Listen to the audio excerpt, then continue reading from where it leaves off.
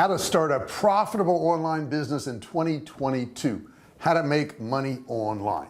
Okay, so you've decided that you want to have an online business. Hey, bravo, good for you, man. I've made a lot of money online and you can too, but I will tell you there's a few steps that you need to look at, and by the end of this video you're going to know all those steps. You're going to know what to do, when to do it, and most people do these things out of order. More importantly, how to put it all together and actually make yourself profitable. Hey, don't forget to subscribe to this channel. Hit that subscribe button down there, turn it from red to gray. Don't forget to ring the bell, turn on all bell notifications so you're notified each and every time I go live or if I upload a video. This channel is devoted to you guys. This channel is devoted to helping you make money online.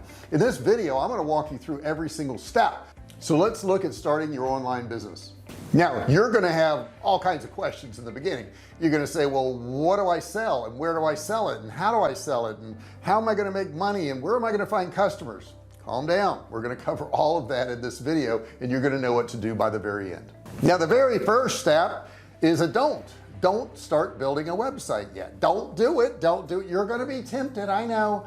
Don't start a website yet. There's things you need to do that are going to help that website do really well, but you got to put them in order. So let's go to the first one. Number one was don't build a website. Okay, number two is going to be choose a business model. Now there's all kinds of ways of making money online, but let's look at each one so you can see which one's best for you. The first one is affiliate marketing. Now, I've done all kinds of affiliate marketing. I've been an affiliate and it's a great way to make money. Basically what you're doing is you're marketing somebody else's product and you're getting a percentage of the sale every time you sell one, but you don't have to fulfill it, you don't have to send anything out, you don't have to do anything marketing, none of that. You just get customers to buy a product. That's affiliate marketing. The next thing is freelancing. Maybe you just want to do work for people. Maybe you have some accounting skills or sales skills or web design skills or SEO skills and you just want to be a freelancer and get paid by the job. That's another way to make money online.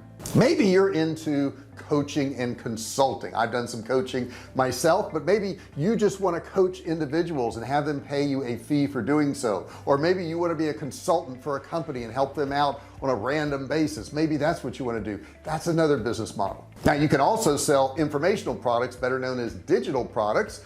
I have some of those products. I sell those products on a daily basis. They could be courses, they could be downloadables, they could be all kinds of different things, but they're digital products that you can't really taste, touch, or feel, but you can make money off them. And maybe you want to do e-commerce. I also do e-commerce because we sell physical products. I own Survival Cave Food, which I'll put the web address right here for you, and we sell physical products every day. So decide which one of those things you want to do first before you go and build a website. Number three is identify your target market. Who is your market? Who are you going to be selling to?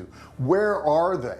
What is their income? What are their desires? What are their interests? You've got to decide what that target market is looking for. For our survival food company, our target market is people who want to protect their families, people who want to be prepared, people who are sometimes survivalists, or sometimes they're just families worried about maybe a hurricane or earthquake or civil unrest and they want to have a food supply. So we've got those people identified. Number four is make sure you're solving a problem.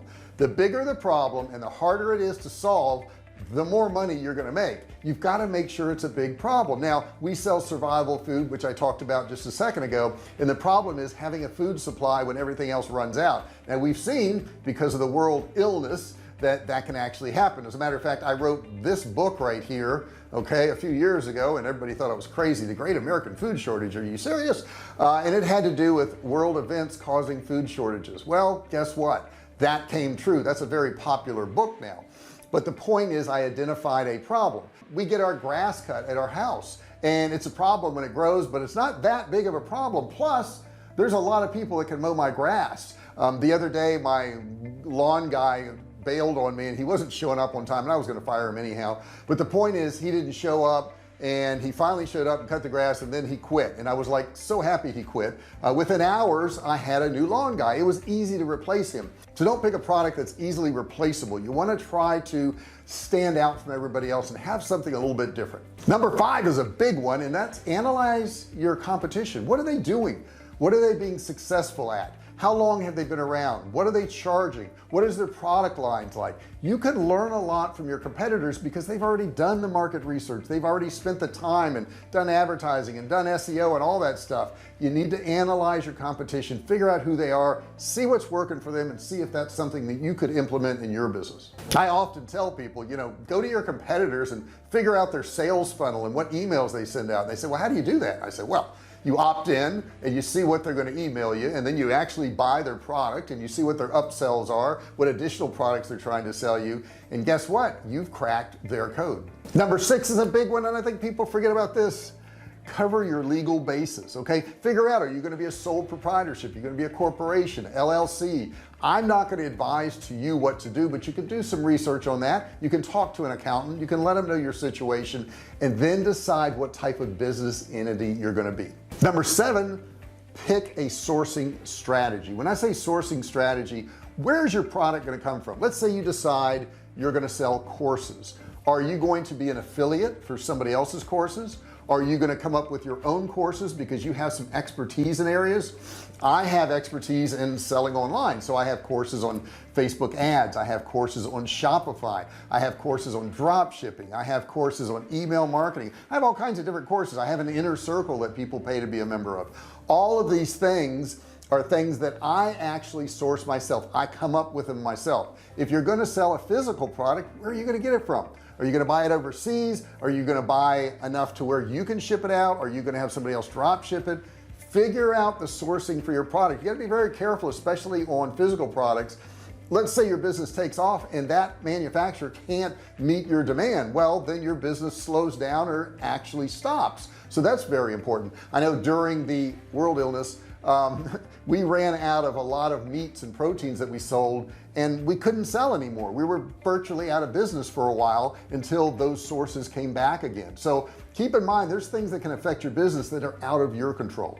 Number 8, set up your business payment methods. This is super important, guys, and the more payment methods you have available to people, the more sales you're going to get, because obviously there's more ways to pay. So you want to look at Google Pay, you want to look at Amazon, you want to look at MasterCard, Visa, PayPal. I do recommend not running your credit cards through PayPal. Very bad mistake. I did that in the beginning and they took money out of my account and I had to threaten to sue them. It was just a mess. So don't do that. Don't use PayPal to run your credit cards through. Not a good thing. You can take PayPal and payments, that's not a problem, but if you run credit card processing through them, it could be a real issue. Now understand, you're thinking, well, I can just set up a credit card account and start taking income, and you can start getting payments, but a lot of these credit card processors are going to limit you. They're going to say, well, your maximum sale can only be $1,000, or you can only sell 20,000 a month, or 50 or 100,000. Now we've worked our way up to where we do millions a year, but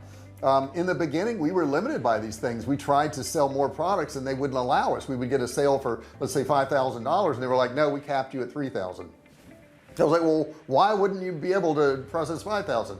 And until you build up that credibility with a company, then you could have a problem. It's not a bad idea to have other sources, another credit card source that you could switch to in the event you run into a problem. Number 9 is, now we're going to build our sales platform. Okay, now we're going to get everything in place, which I told you not to do in number 1.